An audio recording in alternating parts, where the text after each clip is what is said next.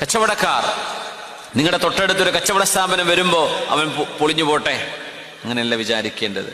അവനും എനിക്കും റിസ്ക് തരുന്നത് അള്ളാഹുവാണ്. എൻ്റെ റിസ്ക്കിൽ നിന്ന് എടുത്തിട്ടല്ല അവന് കൊടുക്കുന്നത്, അവൻ്റെ റിസ്ക്കല്ല എനിക്കും കിട്ടുന്നത്. എൻ്റെ കസ്റ്റമർ അയാളടുത്ത് പോകുന്നില്ല, അയാളുടെ കസ്റ്റമർ എൻ്റെ അടുത്തും വരൂല. രണ്ടുപേർക്കും അള്ളാഹു റിസ്ക് വിധിച്ചിട്ടുണ്ടെങ്കിൽ അള്ളാഹിന്റെ റിസ്ക്കാണ് അവിടെ സംഭവിക്കുന്നത്. അപ്പൊ പിന്നെ പാര വെക്കൂല, അപ്പൊ പിന്നെ കൂടോത്രം ചെയ്യാൻ പോകൂല, അപ്പൊ പിന്നെ സിഹ്ർ ചെയ്യാൻ ഓടൂല. എന്തേ? അർ-റാസിഖ് ഹുവ അല്ലാഹ്. റിസ്ക് തരുന്നത് അള്ളാഹുവാണ്. എൻ്റെ സഹോദരനാണ്, എൻ്റെ നാട്ടുകാരനാണ്, എൻ്റെ രാജ്യക്കാരനാണ്. അവൻ രക്ഷപ്പെടട്ടെ, ഞാനും രക്ഷപ്പെടട്ടെ. അൽഹംദുലില്ലാഹ്.